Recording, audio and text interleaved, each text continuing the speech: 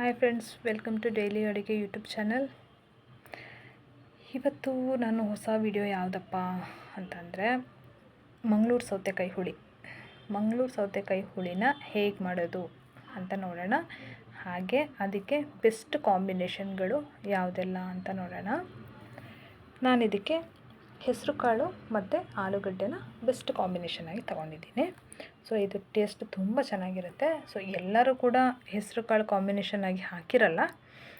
ಮಾಮೂಲಿ ಸೌತೆಕಾಯಿ ಅದಕ್ಕೆ ಆಲೂಗಡ್ಡೆ ಅಥವಾ ತರಕಾರಿಗಳನ್ನ ಹಾಕಿರ್ತಾರೆ. ಬಟ್ ಇದು ತುಂಬ ಚೆನ್ನಾಗಿ ಬರುತ್ತೆ. ಒಂದು ಸಲ ಟ್ರೈ ಮಾಡಿ ನೋಡಿ. ಈಗ ಮೊದಲಿಗೆ ಒಂದು ಮೀಡಿಯಮ್ ಸೈಜ್ ಸೌತೆಕಾಯಿನ ಕಟ್ ಮಾಡಿ ಇಟ್ಕೊಂಡಿದ್ದೀನಿ. ಅದ್ರ ಜೊತೆಗೆ ಸ್ವಲ್ಪ ಹೆಸರು ಕಾಳು ಹಾಕ್ಕೊಂಡಿದ್ದೀನಿ.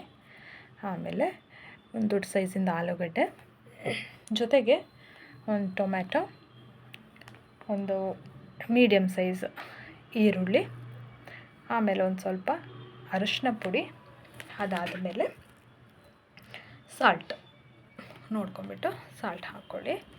ಇದಿಷ್ಟನ್ನು ಹಾಕ್ಕೊಂಡು ಅದನ್ನು ಸ್ವಲ್ಪ ನೀರು ಎಷ್ಟು ಬೇಕೋ ಅಷ್ಟು ನೋಡ್ಕೊಂಬಿಟ್ಟು ನೀರು ಹಾಕ್ಕೊಂಬಿಟ್ಟು ಒಂದು 4ರಿಂದ 5 ವಿಷಲ್ ಆಗಬೇಕು. ಯಾಕೆ ಅಂತಂದರೆ ಹೆಸರು ಕಾಳೆಲ್ಲ ಚೆನ್ನಾಗಿ ಬೇಯಬೇಕಲ್ವ. ಸೌತೆಕಾಯಿ ಬೇಗ ಬೇಯುತ್ತೆ, ಆಲೂಗಡ್ಡೆ ಕೂಡ ಬೇಗ ಬೆಂದ್ಕೊಳ್ಳುತ್ತೆ. ಸೊ ಆದರೆ ಹೆಸರು ಕಾಳು ನಾವೊಂದು ಅರ್ಧ ಗಂಟೆ ಮುಂಚೆ ನೆನೆಸಿಟ್ಕೊಂಡಿದ್ದೀನಿ. ಇಲ್ಲ ಬೇಗನೂ ನೆನೆಸ್ಕೋಬೋದು, ಬಟ್ ನಾನು ಅರ್ಧ ಗಂಟೆ ಮುಂಚೆ ನೆನೆಸಿದ್ದೀನಿ ಅಷ್ಟೇ.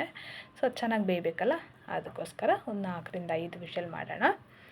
ಈಗ ಮಸಾಲೆ ಏನೇನು ಬೇಕು ನೋಡ್ಕೊಳ್ಳೋಣ. ಒಂದು ಮಿಕ್ಸಿ ಜಾರ್ಗೆ ಸ್ವಲ್ಪ ತೆಂಗಿನಕಾಯಿ ತಗೊಳ್ಳಿ, 1 ಕಪ್ ಆಗೋಷ್ಟು ತೆಂಗಿನಕಾಯಿ ತಗೊಳ್ಳಿ. ಅದ್ರ ಜೊತೆಗೆ ಒಂದು ಅರ್ಧ ಆನಿಯನ್ ತಗೊಳ್ಳಿ. ಅದಾದಮೇಲೆ ಬೆಳ್ಳುಳ್ಳಿ ಹಾಕ್ಕೊಳ್ಳಿ. ಬೆಳ್ಳುಳ್ಳಿ ಆದಮೇಲೆ ಒಂದು ಚಿಕ್ಕ ಗಾತ್ರದಲ್ಲಿ ಹುಣಸೆ ಹಣ್ಣು ಆದಮೇಲೆ ಹುಳಿ ಪುಡಿ ಹಾಕ್ಕೊಳ್ಳಿ. ಅದಕ್ಕಿನ್ನು ಧನಿಯಾ ಪುಡಿ ಯಾವುದು ಬೇಡ, ಹುಳಿ ಪುಡಿ ಏನಿರುತ್ತೆ ಹುಳಿ ಪುಡಿ ಹಾಕ್ಕೊಳ್ಳಿ. ಒಂದು ವೇಳೆ ಹುಳಿ ಪುಡಿ ಏನು ಇಲ್ಲ ಅಂತಂದರೆ ಮಾತ್ರ ಚಿಲ್ಲಿ ಪೌಡರ್ ಮತ್ತು ಧನಿಯಾ ಪುಡಿ ಇದೆರಡನ್ನು ಆ್ಯಡ್ ಮಾಡ್ಕೊಳ್ಳಿ. ಸೊ ಈಗ ನಾನು ಹುಳಿ ಪುಡಿ ಹಾಕ್ತಾಯಿದ್ದೀನಿ. ಇಷ್ಟನ್ನು ಹಾಕಿ ಚೆನ್ನಾಗಿ ಅದನ್ನು ಪೇಸ್ಟ್ ಮಾಡ್ಕೋಬೇಕು. ತುಂಬ ನೈಸಾಗಿ ಬರಬೇಕು ಪೇಸ್ಟು. ನೋಡಿ, ನನಗೆ ಅದನ್ನು ರುಬ್ಕೊಂಡಿದ್ದೀನಿ ನೀಟಾಗಿ. ಆ ರೀತಿ ರುಬ್ಕೊಳ್ಳಿ. ಅದಾದಮೇಲೆ ಏನು ನೀವು ತರಕಾರಿನ ಬೇಯಿಟ್ಟಿದ್ರಿ ಅದು ನೋಡಿ ಯಾವ ಥರ ಬೆಂದಿದೆ ಅಂತ. ಸೊ ಚೆನ್ನಾಗಿ ಬೆಂದಿದೆ, ಅದನ್ನು ನೀಟಾಗಿ ಒಡೆದೋಗಿಲ್ಲ, ಏನಿಲ್ಲ, ನೀಟಾಗಿದೆ. ಈಗ ಒಂದು ಪಾತ್ರೆ ತಗೊಳ್ಳೋಣ. ಆ ಪಾತ್ರೆಗೆ ಸ್ವಲ್ಪ ಆಯಿಲ್ ಹಾಕ್ಕೊಳ್ಳಿ. ಆಯಿಲ್ ಸ್ವಲ್ಪ ಬಿಸಿ ಆದಮೇಲೆ ಸಾಸಿವೆ ಹಾಕ್ಕೊಳ್ಳಿ. ಅದಾದಮೇಲೆ ಹಿಂಗೆ ಗೊತ್ತಲ್ವ, ಹಿಂಗೆ ಹಾಕ್ಕೊಳ್ಳಿ. ಅದು ಹೆಲ್ತಿಗೂ ಕೂಡ ತುಂಬ ಒಳ್ಳೆಯದು, ಹಾಗೆ ಫ್ಲೇವರು ಚೆನ್ನಾಗಿ ಬರುತ್ತೆ. ಅದಾದಮೇಲೆ ಬೆಳ್ಳುಳ್ಳಿನೂ ಅಷ್ಟೇ. ಸಾಂಬಾರು ಒಗ್ಗರಣೆಗೆ ಬೆಳ್ಳುಳ್ಳಿ ಹಾಕಿದ್ರೇ ಅದು ಒಳ್ಳೆ ಟೇಸ್ಟ್ ಕೊಡೋದು. ಬೆಳ್ಳುಳ್ಳಿ ಹಾಕ್ಕೊಳ್ಳಿ.